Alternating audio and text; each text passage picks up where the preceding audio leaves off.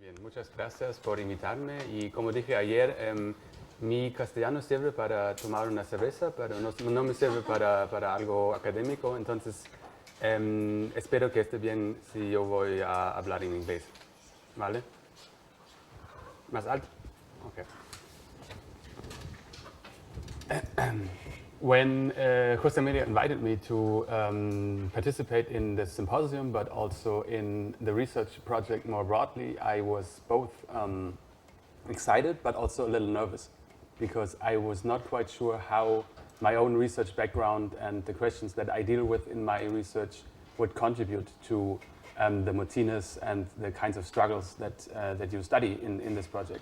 And that has to do with the fact that my research is based mostly in the history of organized labor or labor movements in three of the most heavily industrialized countries of the early period of high modernity, and that is, of course, Britain, the United States, and Germany. ¿Qué pasa? As I was saying, that my research usually is based on, if you will, the very movements that, according to a lot of socio-historical theory, has in fact replaced the kind of riots that this research project studies. In this sense, this is maybe also a continuation of what Pablo has been saying, because I'm trying to deal critically with this notion of the riot versus the more organized form of political protest. And I think that most of you here will be familiar with the general idea introduced by, among many others, but maybe most prominently Charles Tilly, and will recognize maybe also the book cover that I brought here. And in this book, I think Tilly summarized quite nicely the life of a researcher, so to speak, where he once again proposes this broad argument that from the time of the American Revolution onwards, the West, and in particular America, Britain, and then of course also the European continent, experienced a fundamental shift in social mobilization from more traditional forms of protest and social mobilization that often were violent, that tended to be spontaneous, short-lived, and also, as we have heard, retroactive, in the sense that these struggles aimed to reintroduce or restate some kind of lost right or privilege or even an institution, whereas in the transition to the modern, so to speak, social movement, these struggles aimed to actively enforce a certain grievance through processes of lawmaking, for instance, which is, modern politics in democratic liberal societies. And that these movements or these struggles also tended to be much less or even non-violent, much better organized, and also more long-lived or well-sustained. So that's the notion, right?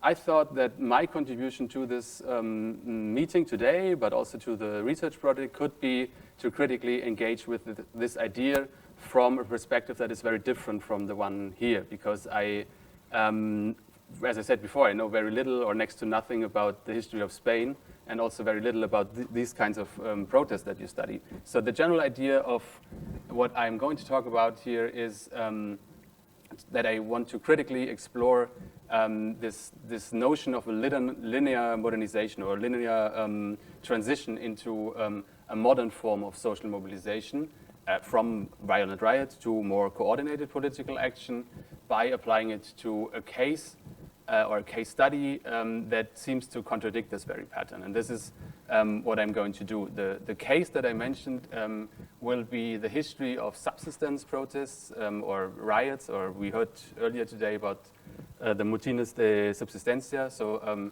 the German version of this riots or protests about the availability and the prices of food and or foodstuff and fuel. With a focus on Germany or German-speaking countries in the 19th and 20th century, so a rather long period of time.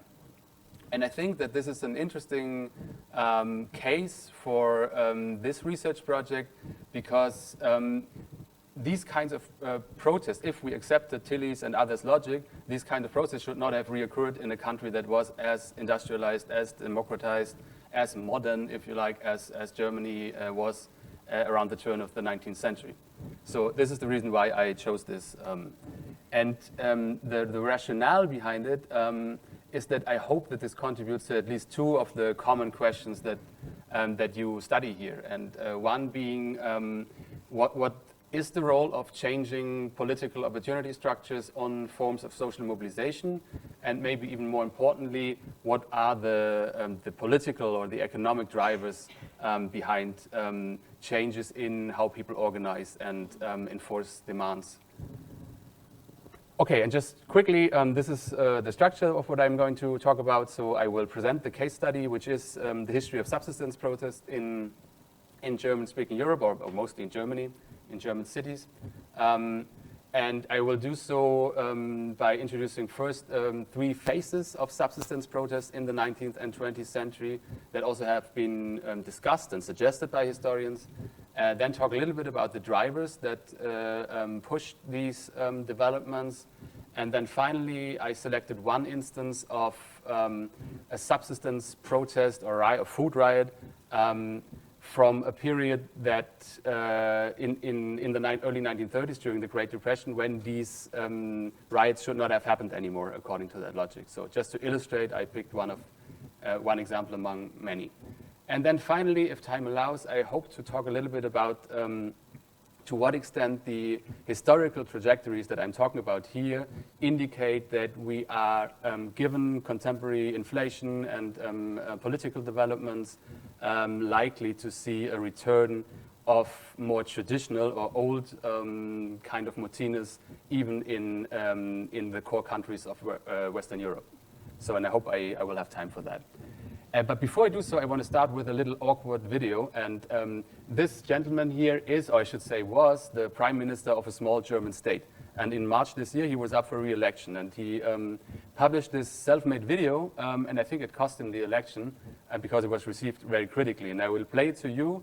And keep in mind that I'm not saying that this is in itself a protest, but that it provides a lot of the rhetoric that usually fuels protests about fuel or food. So I will play this to you. I hope you can read the subtitles and hear. Morgen. Ich bin jetzt hier gerade an der Tankstelle vorbeigefahren und es ist wirklich irre. Diesel 2,12 €. Ich finde, da ist jetzt wirklich ein Punkt erreicht, wo man sagen muss, da muss man handeln. Klar hat das was mit der Ukraine-Krise zu tun und klar hat das was mit Dingen zu tun, die die Bundesregierung nicht beeinflussen kann. Aber das Problem ist doch einfach, dass sich im Moment der Staat bereichert. Der Staat bereichert sich an diesen gestiegenen Energiekosten und deswegen muss eine Spritpreisbremse her. Das trifft jetzt nicht nur Geringverdiener, sondern das trifft wirklich die vielen fleißigen Leute, die tanken müssen, die ihre Dieselfahrzeuge tanken, die zur Arbeit fahren, die die Kinder zum Sport bringen. Deswegen habe ich die herzliche Bitte, unterstützt mich dabei, jetzt wirklich die Stimme laut zu machen gegenüber der Bundesregierung. Eine Spritpreisbremse, die muss jetzt her. 2,12,9 € für den Diesel. Sorry, das geht wirklich nur mehr für ganz viel. So I'm not going to talk about the obvious populism in this video, because keep in mind that this is the prime minister of a state. So this is a person in political power claiming that he's a common man angry about fuel prices. So, but I don't want to talk about that. I want to talk about another aspect that I thought was interesting, because the video contains elements of what has been described as traditional and modern protests about fuel or food or other kind of subsistence. So on the traditional side, if you like, he makes this distinction between the poor, who for some reason apparently don't have a right to cheap fuel, and the hardworking. And the hardworking community, of course, this is deservingness, right? So they are hardworking, and even more importantly, they are, out of no fault of their own, no longer able to pay these high prices. And this makes them as a deserving community, rather than an undeserving, which is just poor. And hence the demand to reintroduce a just price. And this is a rhetoric that has been around for a very long time, I would say, when we think about subsistence protests already in the early 19th century in British, German, but also many other contexts. And then I would also say that the performance in itself in the video is also, or takes also from more traditional settings. It is self-made, it's a selfie video. It appears to be very improvised. It's jittery, right, in front of a petrol station. He's very angry, and what is not obvious to anyone here except Harald maybe is that it's also, it draws on German dialect to sort of convey this immediacy of a local angriness, if you like. But on the other hand, it also contains elements that have been described as typical for modern protests about subsistence. So first of all, the addressee here is federal government. It's not local traders, it's not the people who own the gas stations, it's not even the oil companies, but federal government. So this is a very Tillian, in Tillian's words, a very modern democratic protest about high consumer prices. And also modern is the fact that he calls for political support rather than any kind of extra legal action. So he's not summoning the local population to storm the nearest petrol station and enforce the lower price, but to join him in fighting for a political solution to the crisis. In any case, I think that this comparison between traditional and modern in this short video clip indicates that it is actually more difficult than sociologists have suggested to clearly distinguish between the two.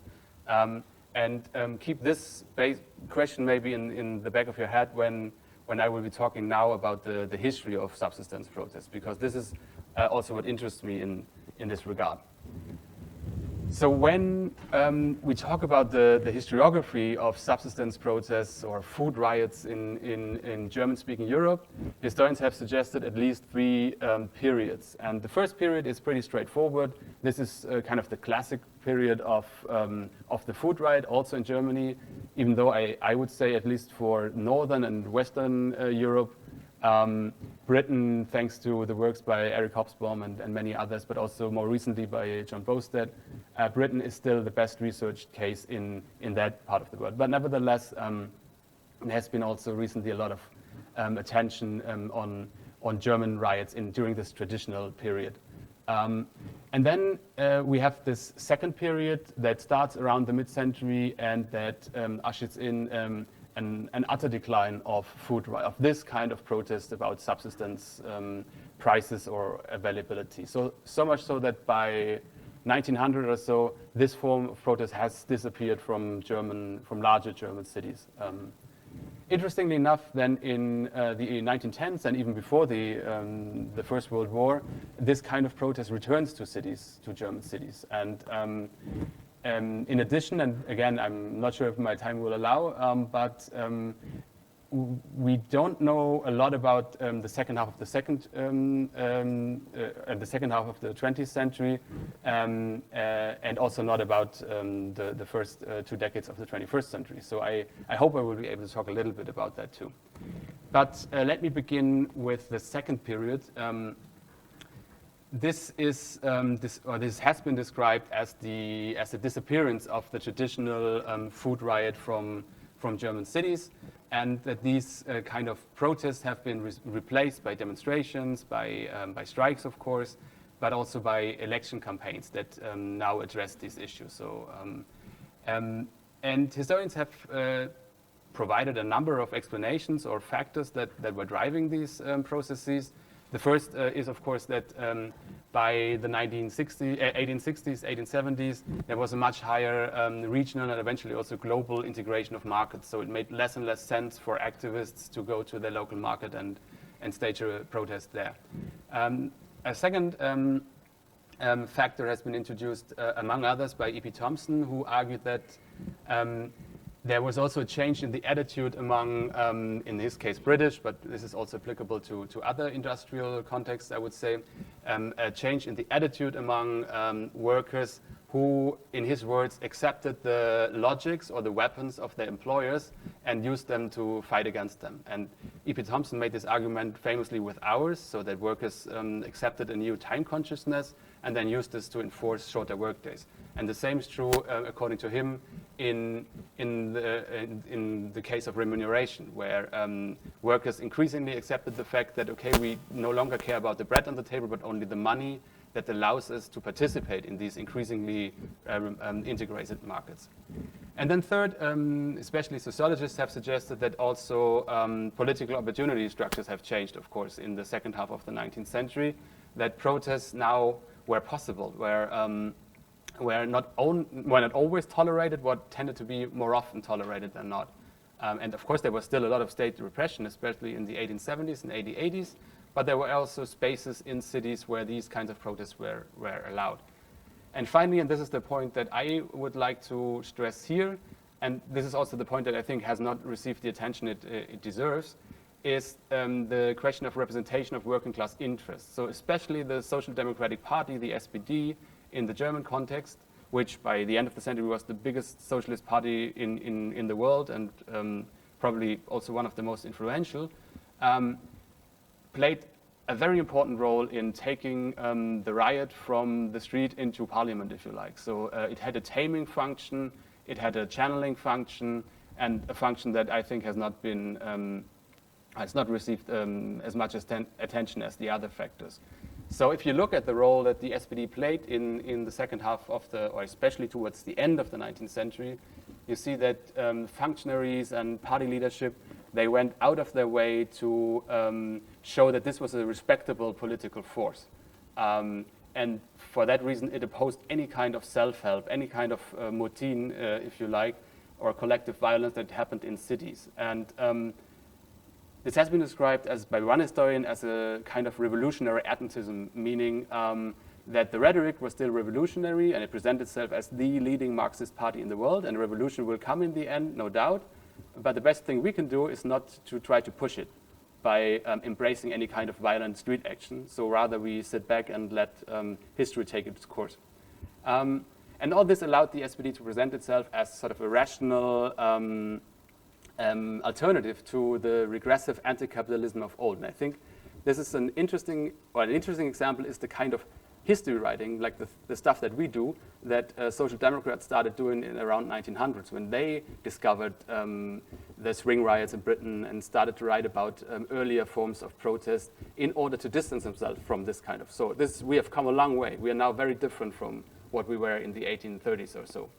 And in order to do so, they distanced themselves not only from other political cultures, such as anarchism, but also from non-German working class political culture. And I think this is an interesting quote because this could also have been taken, I would suggest, from any British or Scandinavian or Dutch socialist newspaper around the turn of the century.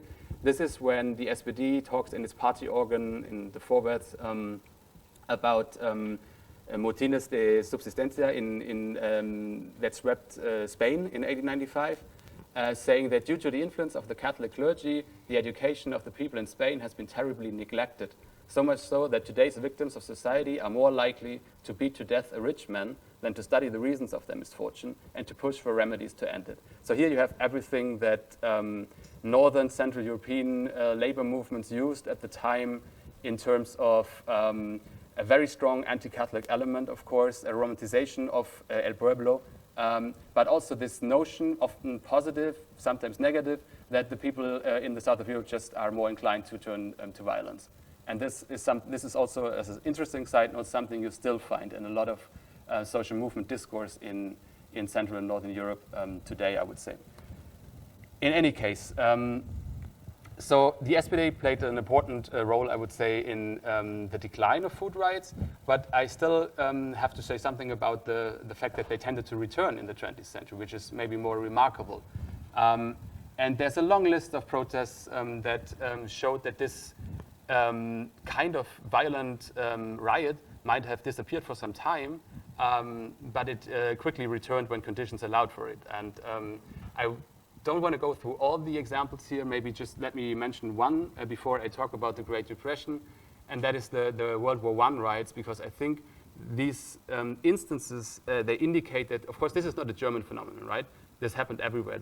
I'm quite aware that this happened also in Southern Europe, but the interesting thing is that it did happen also in places like Berlin, Glasgow, or New York during that time. And that is what I would like to stress here.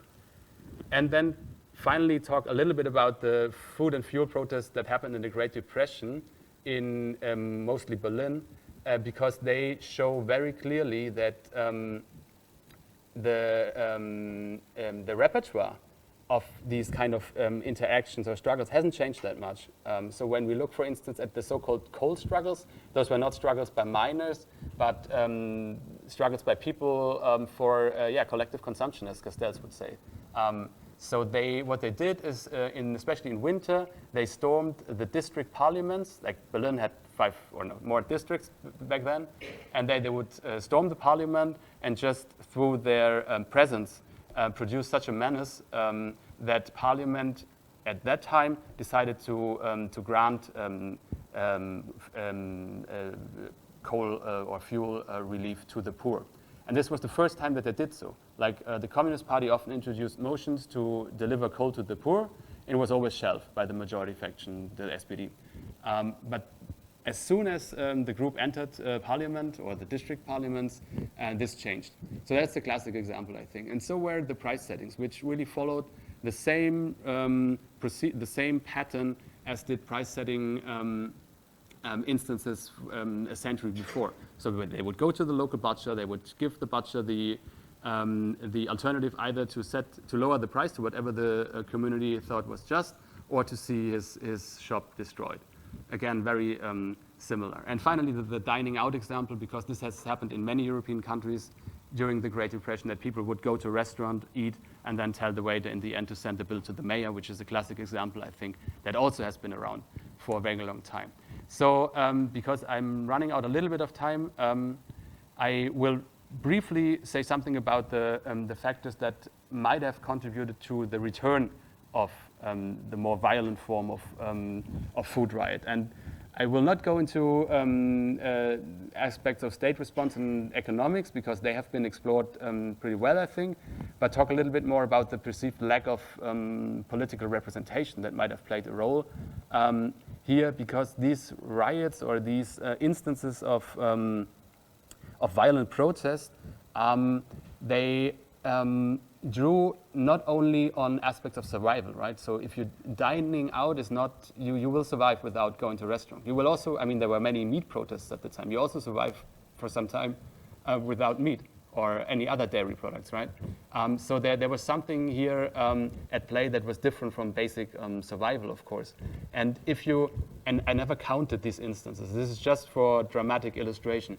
But I think it gives you a good idea that these kind of violent, supposedly spontaneous riots in cities declined sharply in the 1870s, 1880s, to the point where they really disappeared.